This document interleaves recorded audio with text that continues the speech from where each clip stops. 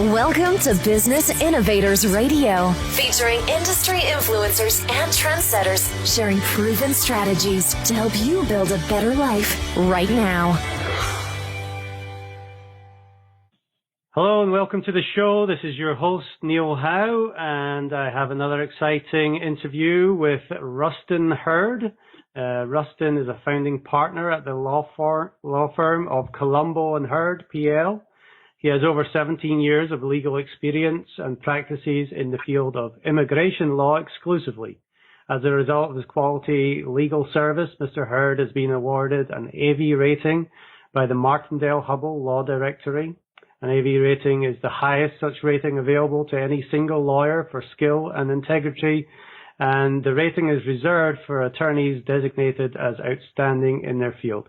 Mr. Hurd is also honored to have been recognized by Super Lawyers, a rating service of outstanding attorneys who have obtained a high degree of peer recognition and professional achievement.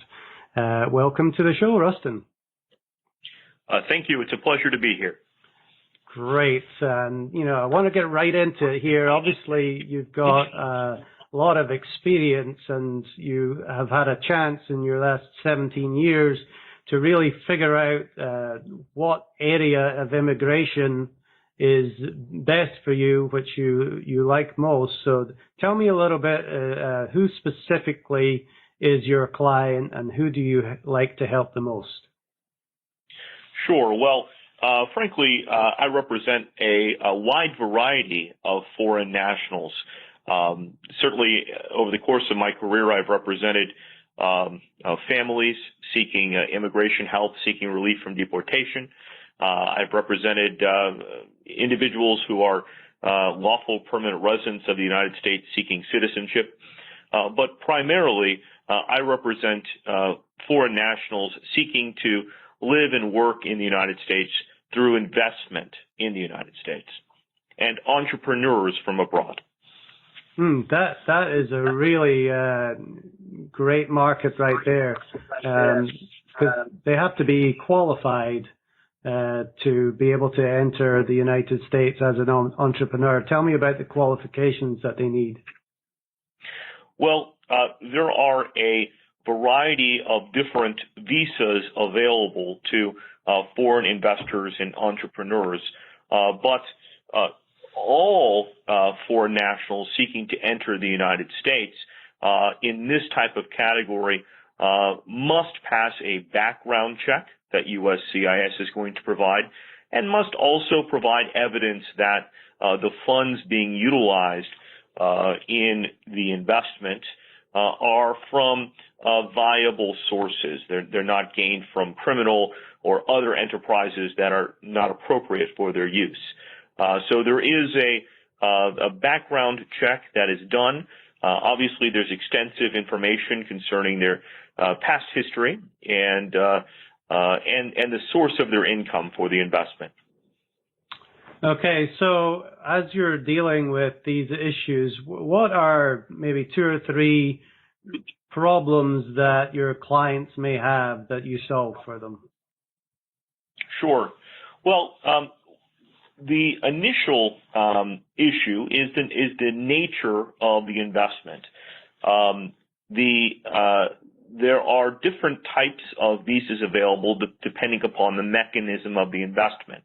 And there are 3 primary tools that investors use to obtain a visa in the United States. The first and most common is an E2 visa, which is used when an investor wishes to make a substantial investment in a commercial enterprise in the United States. However, there are only limited number of countries that have an E2 treaty with the United States, enabling foreign nationals from those countries to come here.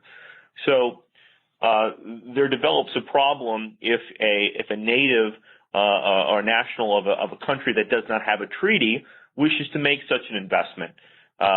Specifically, Brazil, China, Russia, and India, the so-called BRIC countries, are not member countries of the E2 treaty.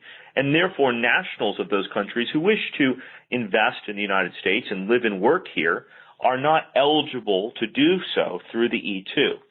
So we try to develop creative ways to allow these investors to come here to the United States.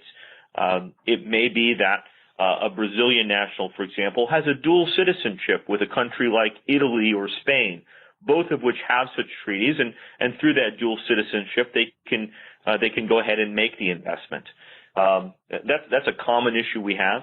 Alternatively, they can use visas such as the L1 if they have a foreign company that they are an executive or manager with and wish to transfer over to the United States as an executive or manager. Then they can utilize that type of visa instead of the E2. Or if they're able to make a more substantial investment, they can use the EB5 visa as a mechanism of obtaining their lawful permanent resident status in the United States. Okay, so tell me a little bit more about the E2 visa. You said it's investing in commercial business here in the United States. What are the numbers? How much do they have to invest? And are there any restrictions on the types of business? Yeah, so there's no specific investment amount. The regulations define that the investment must be substantial and cannot be marginal. However, unfortunately, nowhere either in the regulations or in the cases that have developed under the E2 visa has the immigration services or the consulates define exactly what will constitute a substantial investment. Instead, it can vary substantially from project to project and from consulate to consulate, and really is determined by the nature of the commercial enterprise to which the investment is being made.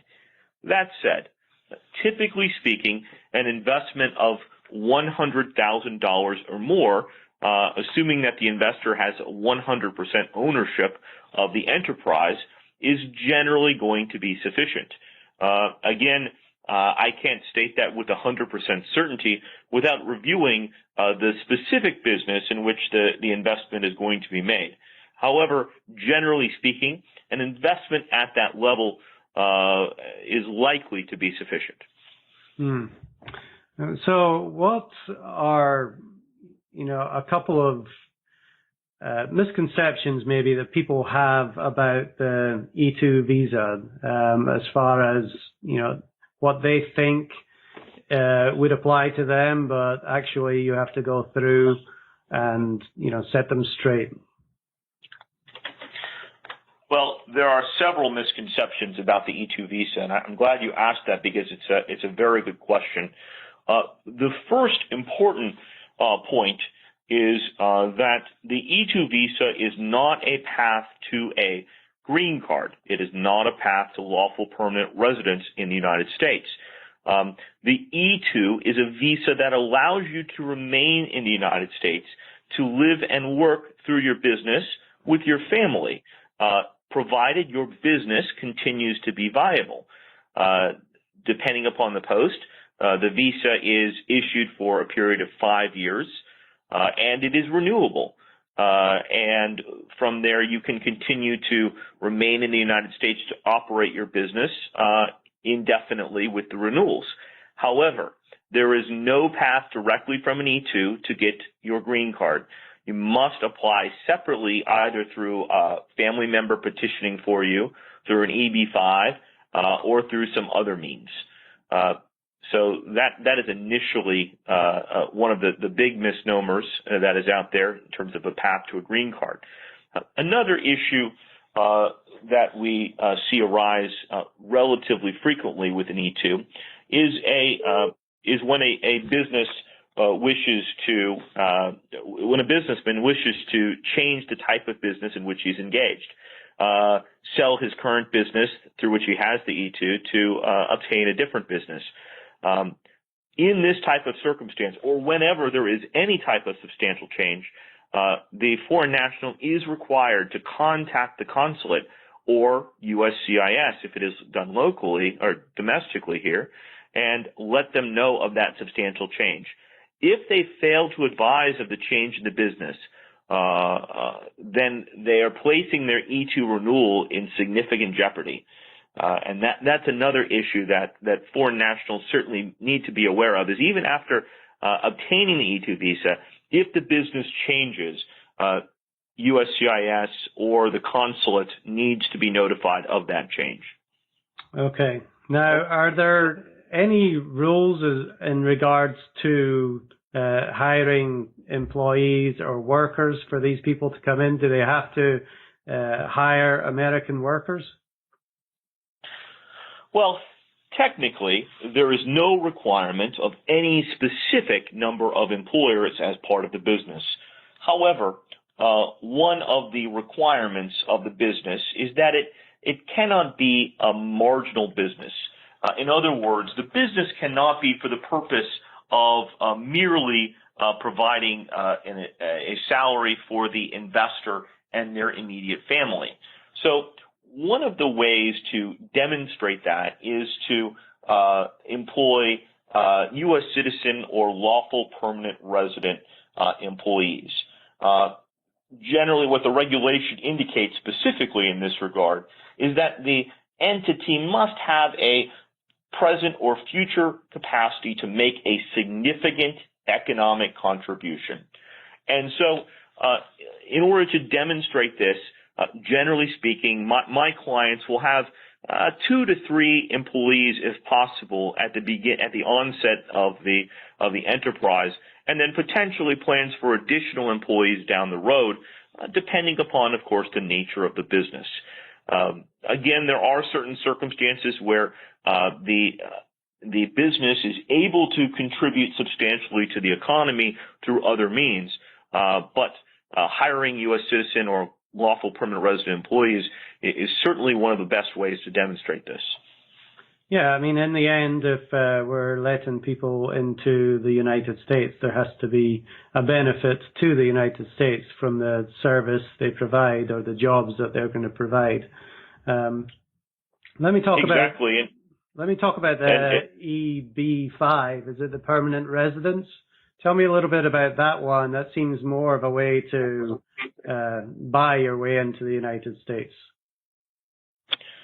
Sure. Well, the EB5 visa is a program that was created back in 1990, actually, by Congress. And the purpose of the program was to stimulate the U.S. economy through job creation. The pilot program continues to this day, although it is currently set to expire on September 30th of this year, when Congress must either renew the program, change it, or it will expire. Now, what the program does is it allows for an investor to invest a sum of money. Generally, it is $1 million is the level of investment, or it can be $500,000 if the investment is provided in a targeted employment area, or TEA for short, which is an area of designated low employment.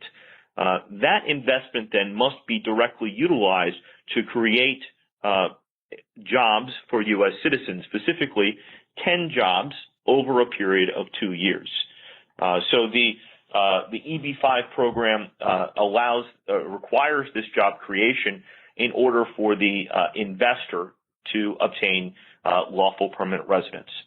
There are only 10,000 visas available through the EB5 program per year. And those visas include not just the primary investor, but his family members, specifically his spouse and any children under 21 years of age. So there is a very limited number of these visas available on a yearly basis. However, over the course of time, this program has contributed millions of dollars to the U.S. economy through foreign investment, and additionally has created thousands of jobs for U.S. citizens. So it has been a very successful program in that regard.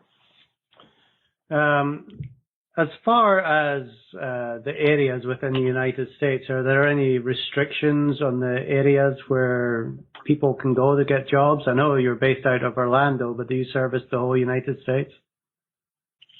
Sure. The EB5 program, although typically the vehicles through which investments are made are known as regional centers, which are approved by USCIS, they are located all over the United States. And a foreign investor can select the regional center and the investment vehicle that he feels will be most appropriate for his investment. The targeted employment areas are designated individually by the states based on where they feel are proper for areas of low employment where investment can be utilized to spur job growth. So those are designated specifically by the states. Certainly, I do a lot of the EB5 investment here in Florida, but also I have clients that invest throughout the United States in a variety of enterprises. Mm-hmm. Well, tell me a little bit of the process. What does the process look like? How long does it take? What steps are involved to get somebody from another country to come into the United States using one of these programs? Sure. Well, currently, the initial process is if you're a foreign national, you're going to want to determine that you are eligible for the program in order to verify that your source of funds is appropriate for what USCIS is looking for. And then once you have verified the source of funds appears to be correct, then you're going to determine the type of investment in which you feel comfortable. Once you have made that determination, you're going to invest your funds and file the initial application, which is called an I-526. Typically, right now, USCIS is taking, on average, about 14 months or a little over a year in order to process the I-526 application. After those 14 months are completed, the application, if everything looks good, will be approved. And at that point, you are eligible to enter the United States if you are currently abroad on your conditional permanent residency, or if you are presently within the United States, you can adjust your status to obtain your conditional residency. Now, this residency is only valid for a period of exactly 2 years. After the end of those 2 years, you then have to make another filing with USCIS. This is called a Form I-829, and this filing is going to demonstrate that your investment has provided the requisite job creation over the last 2 years. At this point, USCIS is going to process your application, verifying the job creation, and that process takes on average about another year at present. Finally, once that is approved, then you will receive your permanent green card, your permanent lawful permanent residence, and that is valid for a period of 10 years. At that point, if you wish to become a U.S. citizen, you will be eligible to do that 5 years after the issuance of your initial conditional resident card. And that is the full process. Well, it obviously takes quite a bit of time, and it seems like there's a lot of paperwork involved with doing this. Now, is this something that people try and do themselves, or do they need to be working with an attorney to do this? Well, with this type of application, the information that is required to be submitted to USCIS is extremely complex. The paperwork that we submit typically with a project is not just several inches, but frequently several feet thick, wow. Which is unfortunate to some extent. The amount of documentation that is required by USCIS. On the other hand, it is somewhat understandable that they're looking to verify both that the investment meets the requirements of the visa, and that also the investor meets the requirements of USCIS to be a viable investor. So, based on the extensive documentation and the relatively complex nature of our bureaucracy, I would strongly recommend for an EB5 visa that a potential investor is represented by counsel. There are some parts of the immigration system which are relatively straightforward, through which certainly counsel can be utilized but is not necessary. However, in this context, certainly when you're dealing with an investment at that level and based on the complexities of the system, an attorney is almost necessary to gain approval. Mm-hmm. Yeah, it certainly seems so, to try and go through all that paperwork yourself and knowing all the rules and regulations and everything that you have to do is daunting.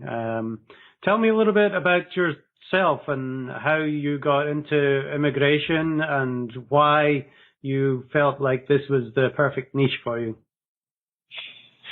Sure. Well, I initially, when I began practicing, I had a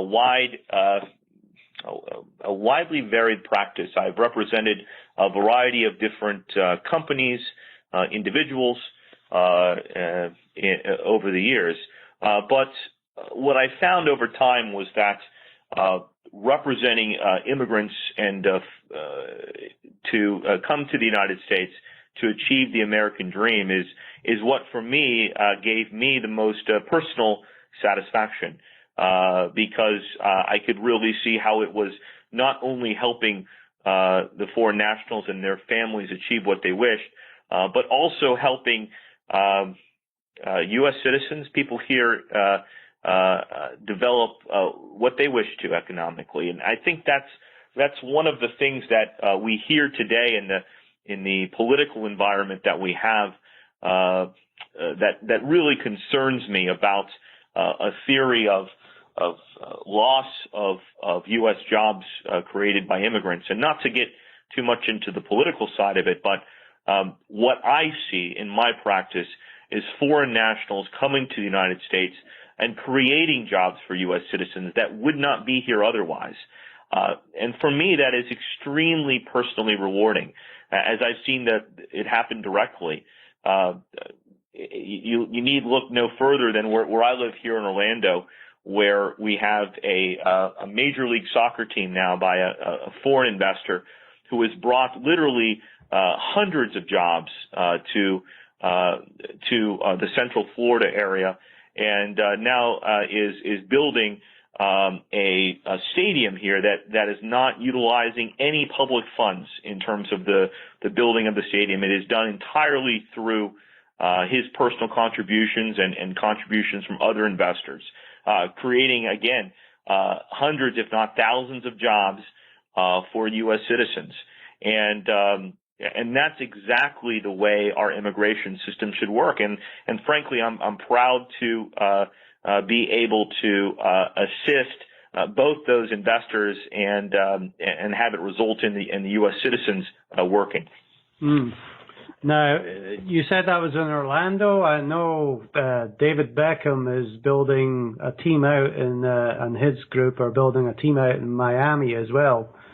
And I'm in Atlanta, and they're just building a new stadium here for the next MLS team. Yeah, and also in Los Angeles, not the LA Galaxy, but there is a new franchise that has been formed by a collection of ownership, including, I believe, Magic Johnson, the Lakers' former basketball star, mm-hmm. and a collection of owners of the Golden State Warriors and some other high-profile individuals who I believe are also looking into building a stadium. I think, and I'm not intimately familiar with the Miami franchise. I know that they have been efforting to find a location for a stadium.